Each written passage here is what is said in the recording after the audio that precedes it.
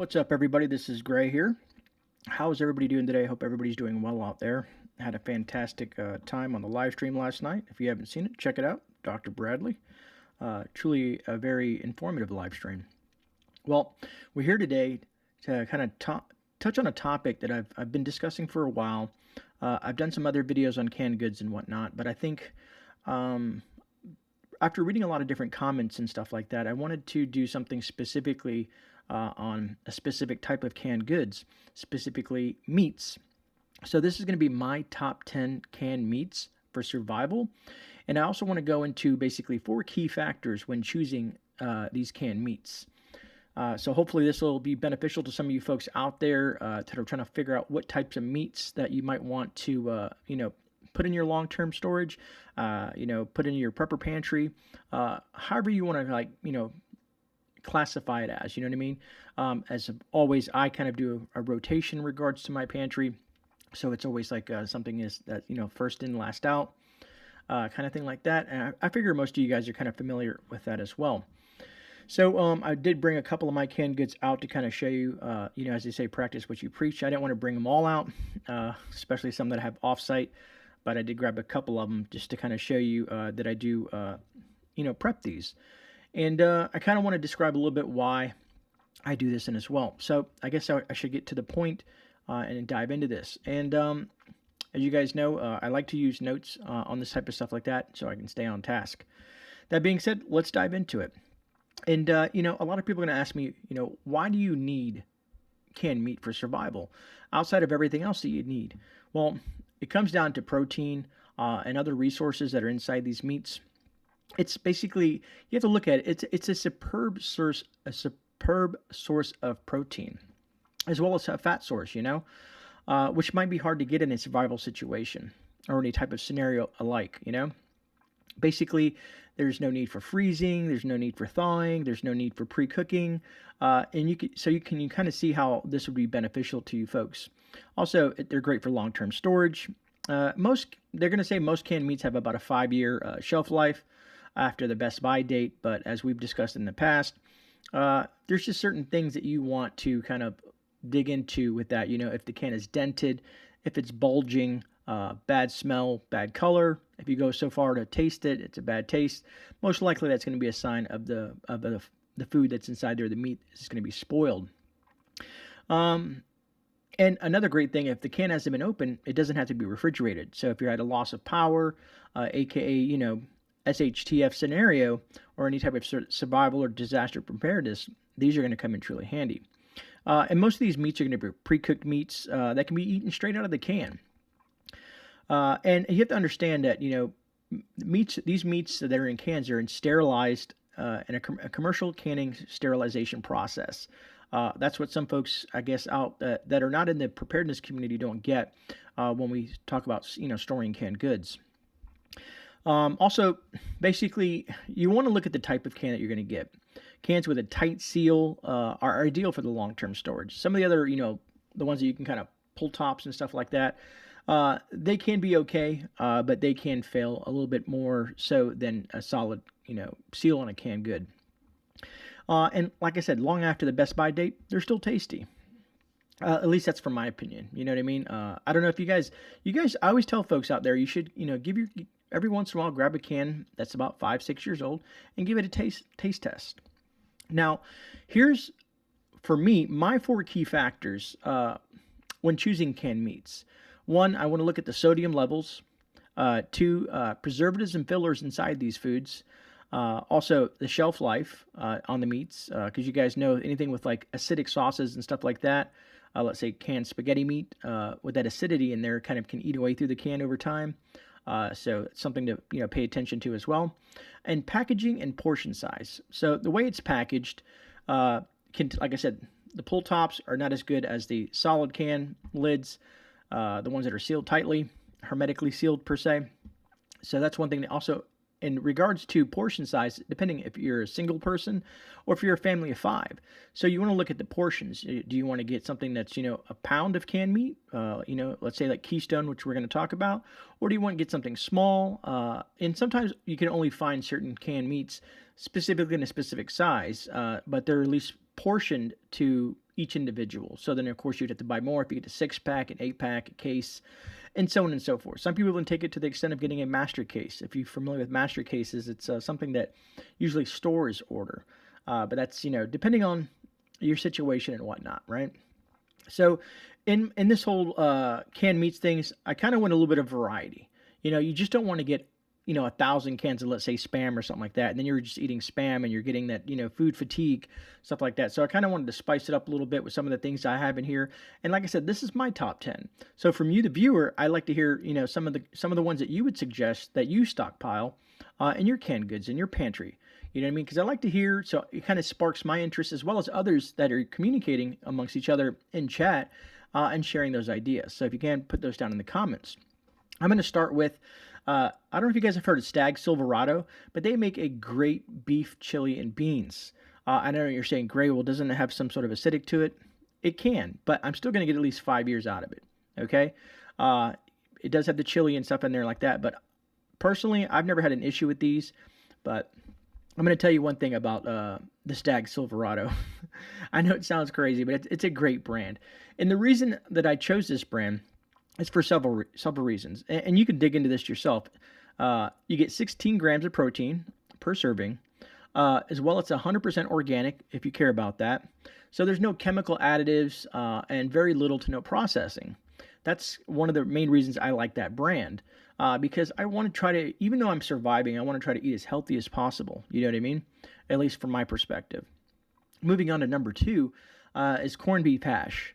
And you, folks, I'm going to be leaving spam off this one, okay? Spam has a lot of sodium in there, and, if you look at sodium in itself, it can create a lot of problems down the road. If you're eating a ton of it, and don't get me wrong, you need salt. You need salt. But sometimes an excess of salt can create issues. Anyways, moving on. Corned beef hash. For one, it's shelf stable and does not need to be refrigerated until basically it's opened.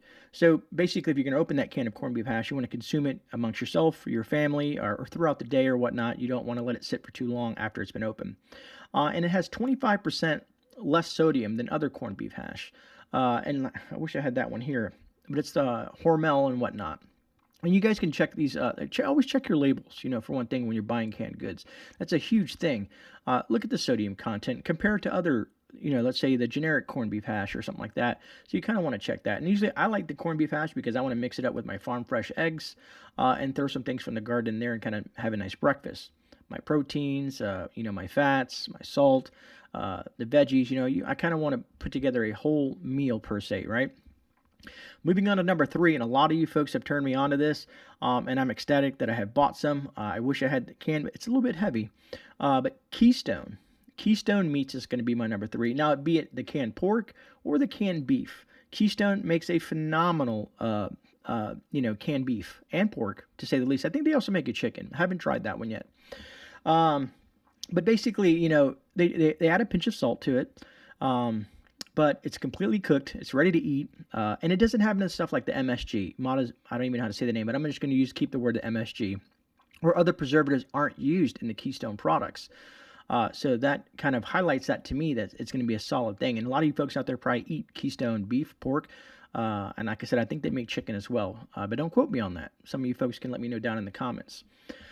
There's also, from my understanding, there's no water in the recipes as well. I'm trying to think what else they have in there. It's like a chunk style texture, free from gluten if that's one of your things. The sodium and the fat content are a little bit lower on that one, and again, they're shelf stable. So moving on to, I know I have a list here. Let me bring that list up because I'm trying to think of what I had next. All right, so number 4, and this is a brand, and I'm going to show you 2 different versions of this brand. I like this brand. I know there's a lot of cheaper alternatives of it, but like I said, it all comes down to what you prefer.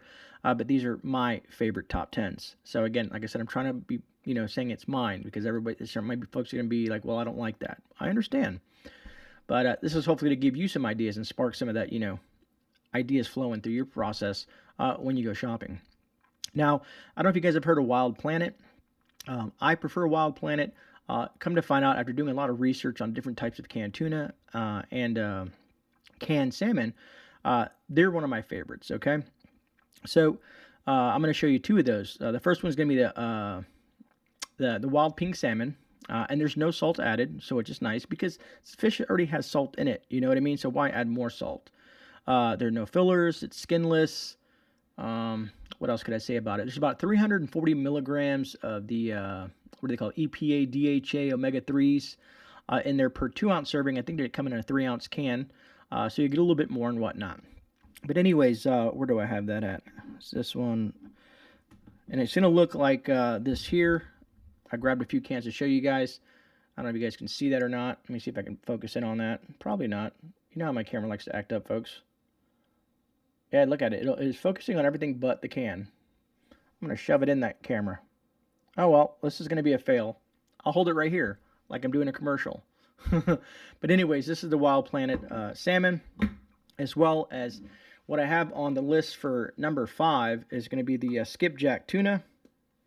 And that's these guys right here. Yeah, of course not. I don't know why. But anyways, this is the skipjack tuna. Wild Planet makes a quality product. Basically, the skipjack tuna is going to tell you that it's pole and line caught, 100% pure tuna.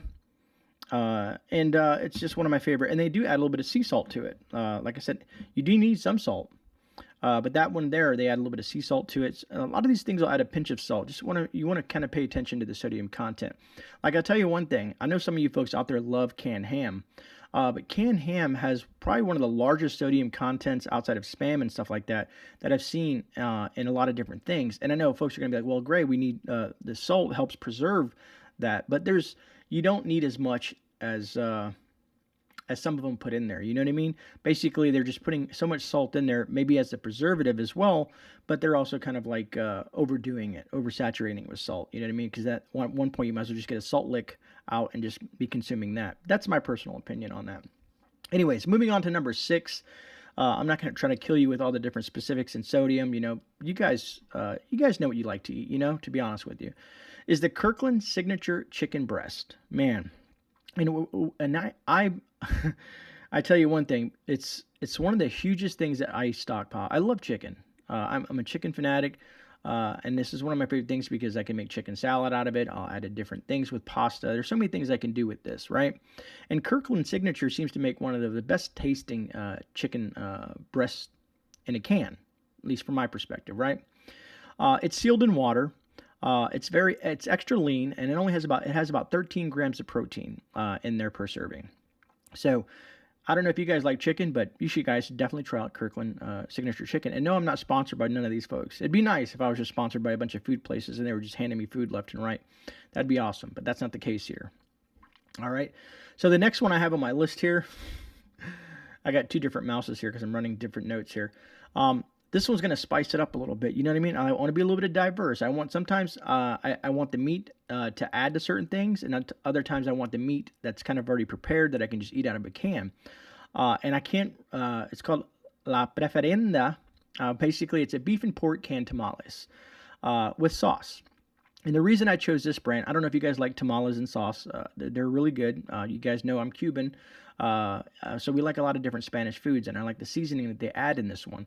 Honestly, definitely a quick heat and serve kind of thing. You can eat them cold if you like, but this recipe that they use in this has no artificial colors or preservatives or any of that jazz in there. So you're getting like a most close as you possibly can to a authentic tamale, but in a can. You know what I mean?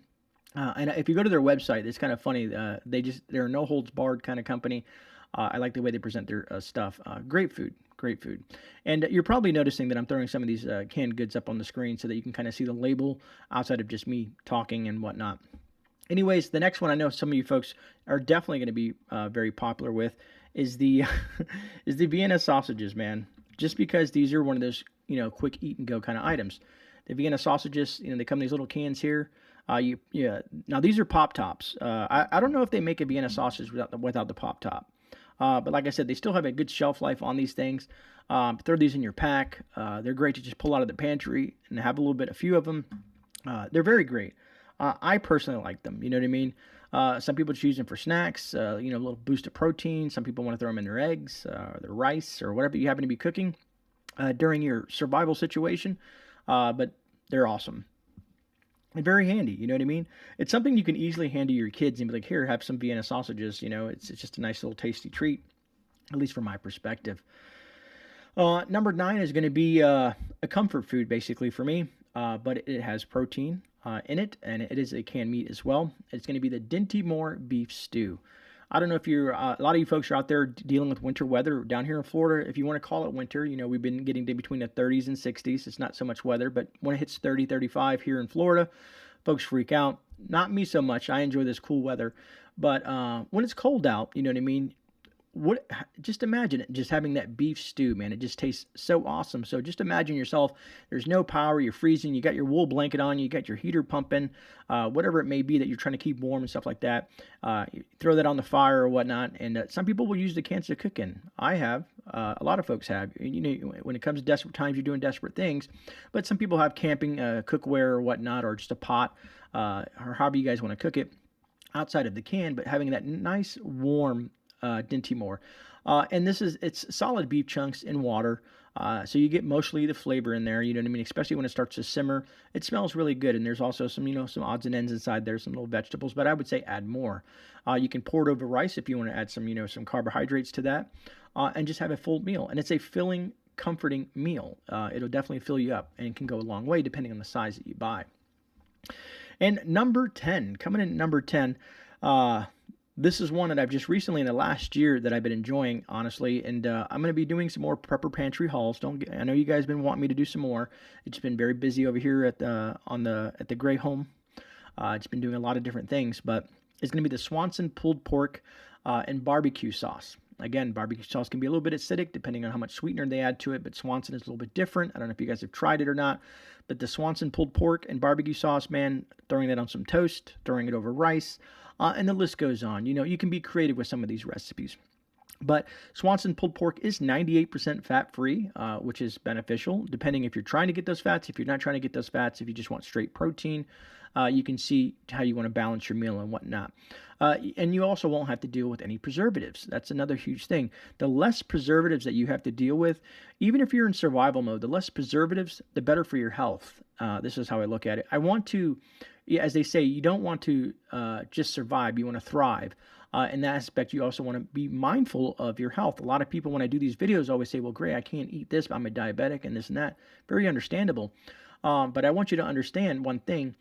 If you were in a survival situation, think about what you'll be doing. You're going to be extremely active, way more active than you are now. You're going to be probably, let's say, chopping wood, working on things. You're going to be very active. You're going to be burning calories. You're going to be burning that sugar off. So try to keep that in mind for folks who are diabetics. And with anything, some people have different reactions to certain things. If they're allergic to specific stuff, you want to shop, for those folks. But again, this is my top 10. Also, I do enjoy the taste and texture of the Swanson's pulled pork. It's some of these things. It's all about texture and taste, and the way that you enjoy it. You know what I mean? You don't want to buy some sort of generic stuff sometimes, which I do, especially when it's just like basic canned vegetables like peas, corn, string beans, and stuff like that. Sometimes I'll go that direction because they're a lot cheaper. But sometimes I'll deal with some of these name brands just because the name behind it and the quality that's in that can.